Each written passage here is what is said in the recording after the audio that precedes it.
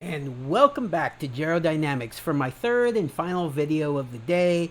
I've been having such a great time opening Zendikar Rising product, the collector booster box, and now two set booster boxes. The first one in the last video, third one and final one I'm about to open now.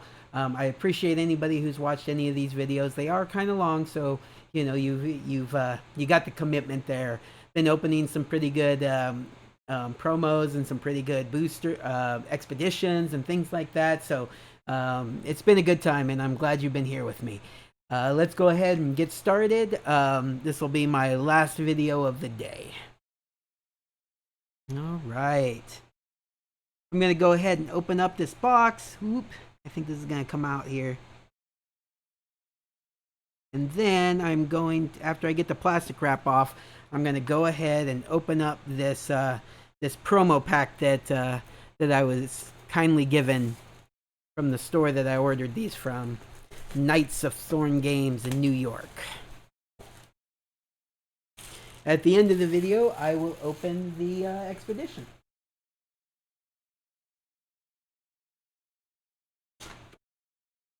Expedition box topper.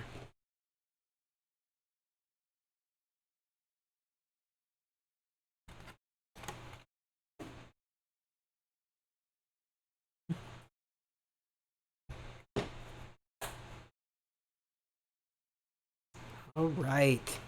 So promo pack first.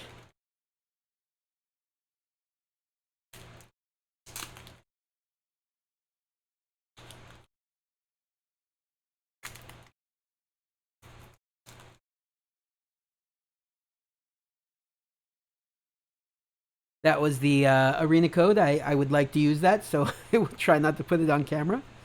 Hey, look at that. Look at that. We got the promo symbol, or the Planeswalker symbol on a Planeswalker. Nahiri.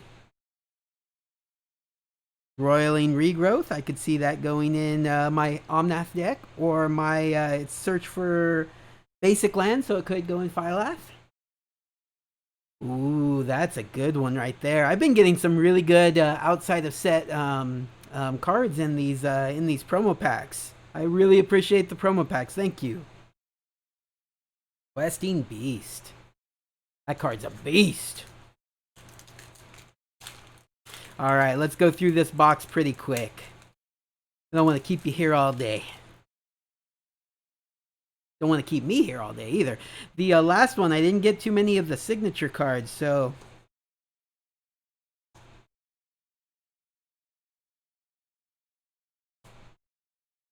I have been getting a lot of the uncommons, so that's nice. Oh, that's my first set card. The Alpha Kavu, or set card, list card. I was doing that at the beginning of the last video too. So yeah, I've been getting a lot of uncommons, so this might be a good way to be sure to get all my uncommons. Although 2 regular draft booster boxes typically would do that too.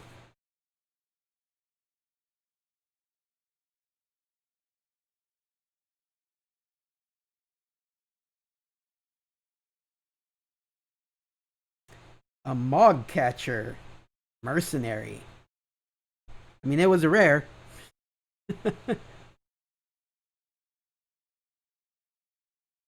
I did that in the last box too. I had two list cards in the first 2 packs. All right, make some space down here in case I get a signature or foil. All right.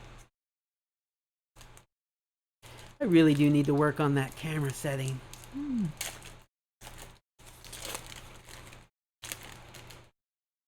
Flooded Strand art. Cool art.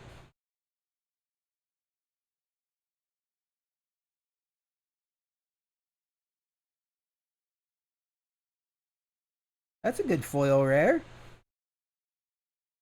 Let's see.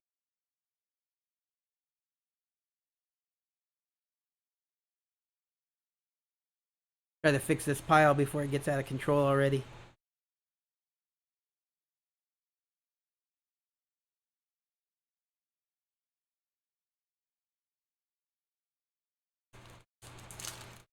I don't know if I'm going to be doing as much talking in this video. Kind of wore my voice out. Maybe 3 videos is a bit much for a day.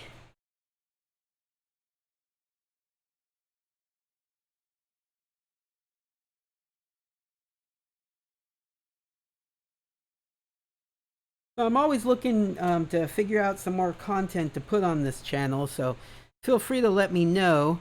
I'm going to be putting out videos a lot more often when I get into my own office and am able to set up my own studio. I may even record daily. I work from home for the most part. I do go into the office usually once a week is usually what I'm looking at right now. And so, but I work from home in a home office, which I will have set up as an office and a studio in my new home that's being built. And so when I do that, I would imagine I will film videos much more often. And so I'll be needing to do some more content because as much as I like opening sealed product, I don't know that I could afford enough sealed product to be opening daily. But you know, hey, never know. Maybe the channel will start making a little bit of money to offset that. But I'm not going to count my chickens before they're hatched. Oh, all uncommons. There we go. You gotta like that pack.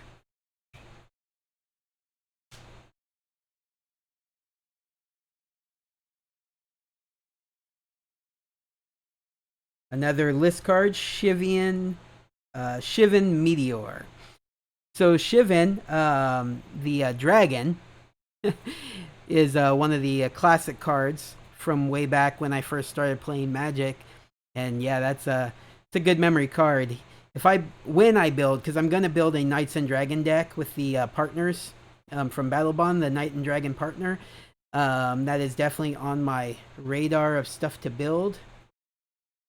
Let me see if I can keep this fan from blowing into the. There we go. That should help. When I build it, I'm going to put a Shivan dragon in it. It's not the greatest dragon in the world these days, but a lot of memories. I remember when I was in high school trading a guy who played in tournaments. So, you know, I don't know how good he was, but in my mind, back then he played in tournaments, so that meant he was good and he knew what he was doing. And you know, it could been not. Who knows? I don't even remember the guy's name, actually. An older guy that I played with, and so, you know, who knows? Anyways, hey, cool. So we did a trade because I opened a Grinning Totem from Mirage, way back in Mirage. And so I packed fresh Grinning Totem, and like now I think it's probably like a 50-cent card or something like that. But back then it was like a $15 to $30 card, somewhere in there. I seem to remember, probably around 20. He really, really wanted it. And so he traded me basically just like a box of cards. Because, you know, I was new. I was a kid in high school, new to Magic. And he traded me this box of cards. So I was super excited to get a box of cards. Foil Relic Robber, that's pretty good. And so I got this box of cards, and in it was a playset of Shivan Dragons. And so I went ahead and I built myself a Knight and Dragon deck, even back then. And so that's kind of why I want to build the Commander deck, Knight and Dragons, right? Well, anyways, so I built this deck, and like he immediately slotted the Grinning Totem in some deck that he had that he played at tournaments, and we played each other, and I kept beating him over and over and over again, and he was just getting madder and madder. And yeah, you know, it was just one of those things where it's just like, just because you have the expensive card doesn't mean you're going to win the game. Just because you have all the experience in the world doesn't mean you're going to win the game. I just built a janky Knight and Dragon deck, but that Shivan Dragon kept beating him. I kept drawing it. 2, I just kept pumping it, and he couldn't remove it, and it just kept killing him, and he wasn't happy about that. So, yeah, never give up. I was probably better then than I am now. I'm so bad. I'm not a good Magic player. If you ever watch me on my friends, if you ever see me in a game on that EDH channel, you'll see that I make errors left and right. I am just really not a good player. Lithoform Engine, I finally pulled one. Okay, so one, I needed it for my set. Two, I need one of these for Commander. I wanted one of the full art ones, but I'll happily take what I get. All right, but yeah. So going back to what I was saying, um, you'll see me make, and you'll be all like, "Oh, what's his plan, right?" And sometimes Tribal Kai will make statements like, "Oh, I wonder what he's doing," or "I wonder what he's thinking." I just messed up. I'm just really bad at the game. It's really that simple. And you'll see me do that all the time. Um, I think in the last game I played on the channel, I actually passed through my first turn on accident. Didn't play a land, didn't do anything, and yeah, it was terrible. I need to practice more. So if anybody plays on MTGO, let me know. I really do need to practice more and get better at using the client and get better at playing the decks on there. You know, um, just seems like something that I should be doing in this pandemic age, playing more on MTGO or playing more on Arena. Wait, is that a foil? I put a foil in that stack.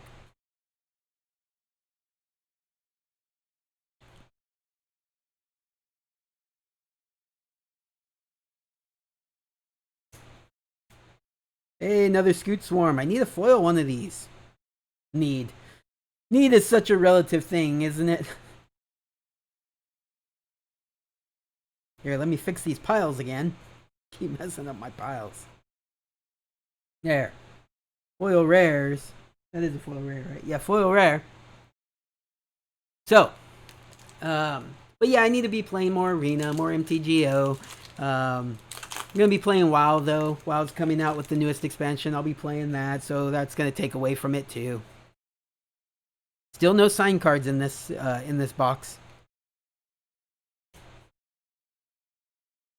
I feel bad for you if you're trying to collect the signed ones. Wowzas.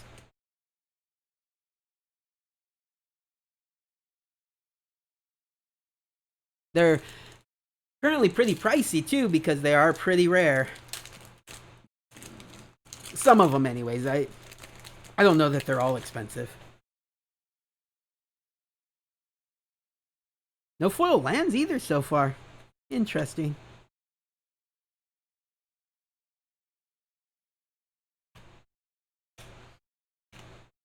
Ooh, Drana. What do I get? Stone Rain. So I am like the epitome of land destruction bad in Commander. So it's kind of funny that I got that. I'll have to put it in a deck as a meme just to make people upset. But destroy one land. Not the end of the world, right? Destroy their wasteland, their strip mine.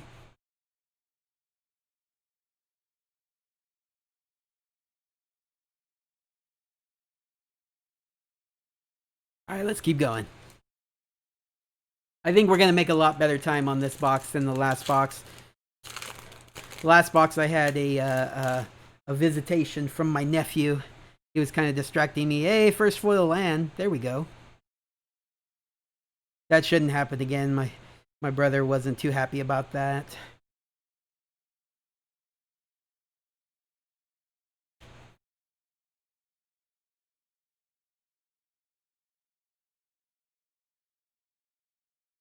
What is the list? 1 in 4 all new set boosters contains a card handpicked from Magic's history.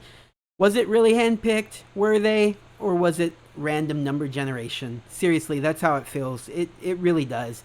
It feels like, hey, spin the wheel. Let's see what we get. Print random cards. Because they don't make a whole lot of sense. They really don't. I have not been getting a whole lot of foil lands in this box. Still no signed cards, just making sure. Not that I mind, like, basically just an extra card. With the chance of getting something like super valuable, like a scroll rack, but it just seems so random. But that's part of the fun, right? Oh, no. A ghost. The fan, but a ghost fan.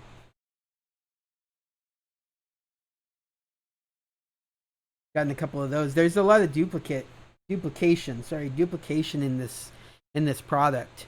I don't think it's as randomized as like a draft booster box should be, which makes sense. You know, that's not really like the point of this product either. Is it's not supposed to be completely random, right? There's there's themes, so if you have themes, then you're definitely going to have not non-randomization.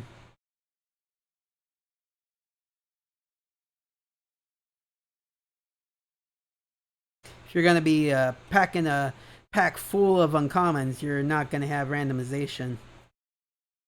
So I get it. I'm not upset about it. I try not to get upset about silly things anyways. Ah.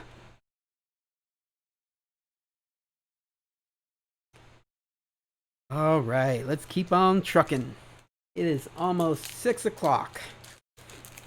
I need to message my friend. Usually we have a game night. I think I'm going to have to let him know I am not doing game night tonight. Should have messaged him before I started this video. So if you end up watching this video, I thought about you, Marcus. Sorry.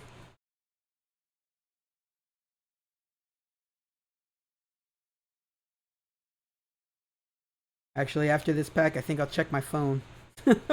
I mean, it's my video. I can do what I want. Do what I want. Check my phone real quick. Nope. I'm assuming he's just assuming. I had told him earlier that that I might not be able to make it, and so we'll see. We'll see. Let me. You know what? I should try to make it. Let me see. Hey, there's a signed card.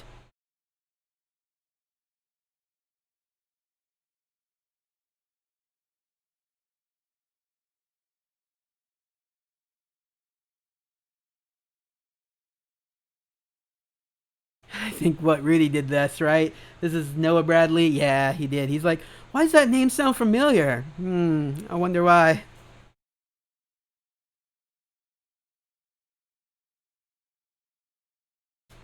Not cool, Noah Bradley. Not cool. Calming Listed is my list card. Calming Listed loses this ability and becomes a creature enchantment that reads enchanted creature cannot attack. Instead of a creature, move Calming Listed onto target creature. That's super complicated, but I think basically that just makes a creature not attack.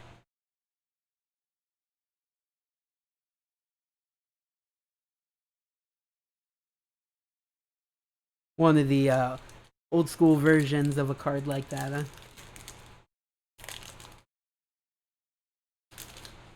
I didn't play a lot during like Stronghold and Exodus, but I do have a good number of cards from that time frame. I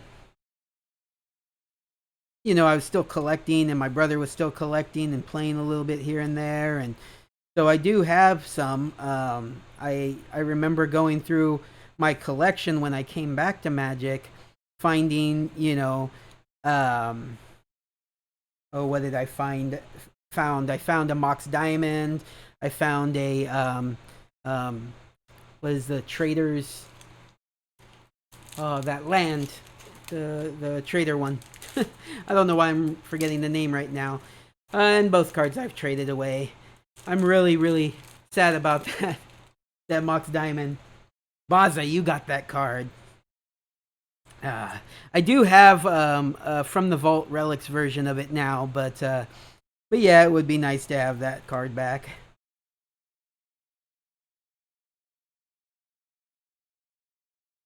I think the Trader Land. I don't know why I'm forgetting the name of it right now, but I think that land I was part of a trade for a tropical island, so that one I'm not so disappointed about. The Mox Diamond ended up going into a trade that got me, amongst other things, a Verdant Catacomb. So Verdant Catacomb's not bad either, but right now the prices on those are going down, and the prices on the Mox Diamonds are shooting through the roof. So good on you, Baza. Good on you.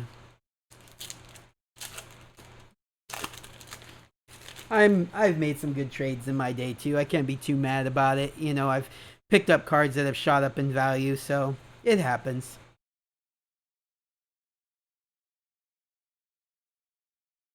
I hope the people that I got those cards from don't dwell on, what they've traded away over the years.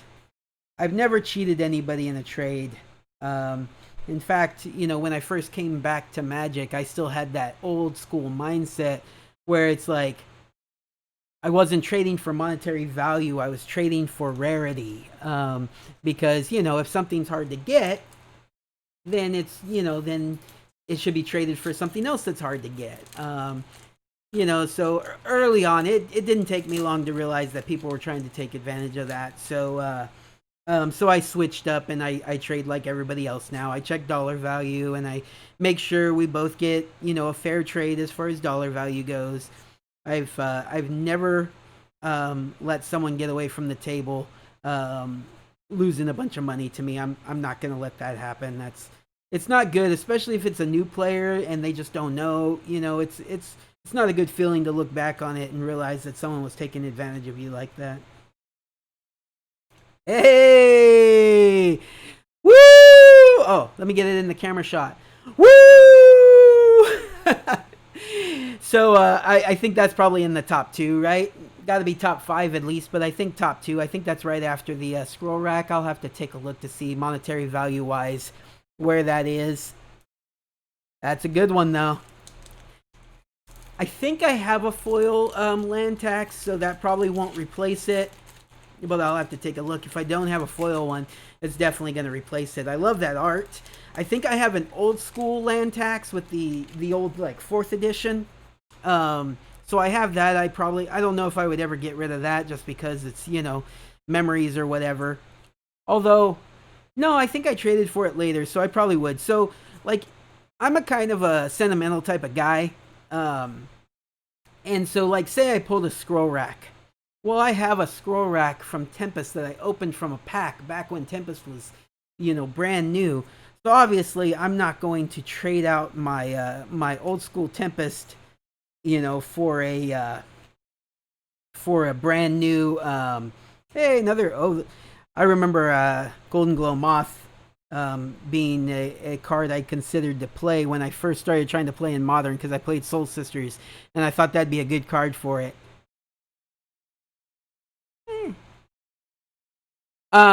Anyway, so yeah, I wouldn't trade out that scroll rack. Now, mind you, if I open like a foil scroll rack, like what I guess the only foil scroll rack is the masterpiece version. But then yeah, of course that would take the place in my commander decks. But this wouldn't. So if I pulled one, it'd be either trade fodder or sell it or something like that. Not that I wouldn't be excited to open it, obviously. But yeah, but this one, if I don't have a foil land tax, I'll probably play this. And then the 4th edition one, this art is so much better than the 4th edition one anyways. And I didn't get the 4th edition one back in 4th edition. I traded for it more recently. So yeah, I'll probably use that as my land tax now. It'll definitely go in my mono white deck.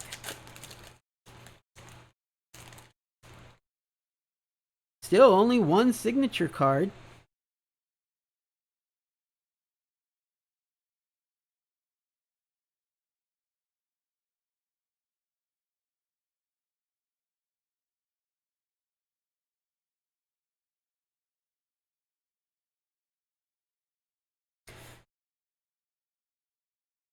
I think this was actually shooting up in value here for a minute there. So most Hydras were because the Hydra commander. I'll have to look to see on that other Hydra I pulled in the last video. But I think that one's worth a bit of money right now. I'll have to check. Should have come in this with a little bit more knowledge about the list, but there's 300 cards. So random on what you get. I don't know really what I want to pull out of it, and it's just exciting to be able to pull like, surprises, right? So that's how I see the list. I'm not a monetary value guy like most of the time, and so if not all the cards in the list are worth a good bit of money, I'm not gonna stress about it too much. I think it's more fun that it's just a a surprise basically in every pack. Is this going to be the one with the set, you know, or a list card? Is the list card going to be any good? Is it going to remind me of my Magic history? You know, because I've been playing or started playing Magic a really long time ago. So to open some of these cards and just kind of the memories that it brings back, I don't think people are giving enough credit to that. Now, mind you, a lot of players didn't play back then, you know, and so it's not the same for them, and I get that. But the you know, old school players like me, you know, you open up a card like Land Tax, you open up a card like Scroll Rack. You remember back in the day. Um, it's a fun little extra piece to the puzzle of opening these packs because you know we wouldn't be opening them if we didn't enjoy opening packs because you know sure you could get you know your money's back but you know that's not really why a lot of people open. If I really wanted my money back, I would leave all this stuff sealed. I really would. I'd have like a room full of sealed product at this point. And you know, not Rudy Jr. or anything, not warehouse full, but a room full of sealed product. And I'd probably have a good bit of money, you know, in sealed product. So if I was just trying to make money, that's what I'd be doing. But I get so much joy out of opening these packs, trying to build the set, you know, and that's really what it's about is just having fun. And then I have fun playing the game too. There's a regular version, so I get a regular version for my set. I have a foil version and a full art foil version, so getting all the versions and being very happy. All the virgins even. Oh, oh, better keep them away. Keep them away. I'm a taken man. Taken by magic. Oh, and my girlfriend. Love you, Brandy.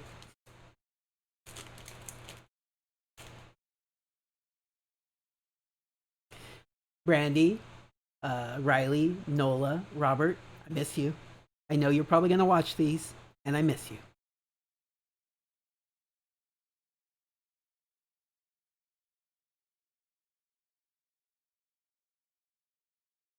Thank you for watching, by the way. Everybody, but definitely my family.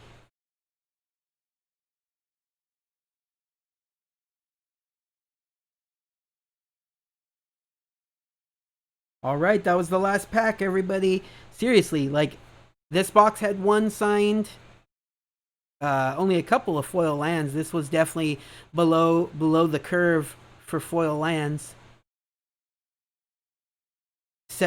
The set list cards were the highlight here. Got a land tax, got a Colonian Hydra, Stone Rain, Mog Catcher. What's it do?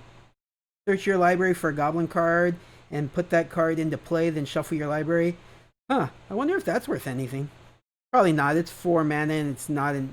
I wonder if it's been. No, it's not errated to a goblin. Because it's not a goblin. But, anyways, probably not worth anything. You guys are going to be screaming at me if it's worth money. You idiot. Alright, let's get this last promo open. This video is quite a bit shorter than the last one, so I'm happy about that. I hope you guys are too. Alright, everybody. Scalding Tarn. Oh, that's so good. That makes up for the last one. The last one was so bad. So if you've already watched the last video, you feel for me, right? This makes up for it. This is great. So I don't have a foil Scalding Tarn, so this will definitely become my Scalding Tarn in any EDH decks or Commander decks that I make with Scalding Tarn in it. I don't do a lot of blue-red, but I will be having blue-red in my Omnath deck, so this will definitely go in the Omnath deck. That's 100%. Such a good card. Values there. How's it? I've seen some people with like offset or off-cut ones. Looks pretty good. Looks like it might be sitting a little high, but not too bad. All right, everybody. I'm pretty happy with that pull. Pretty happy with this box in general. can't go wrong. I got a really good deal on the box, and you can't go wrong with pulling a Scolding Tarn and a land tax in the same box. What year is this anyway? All right, everybody, take care. Have a nice day.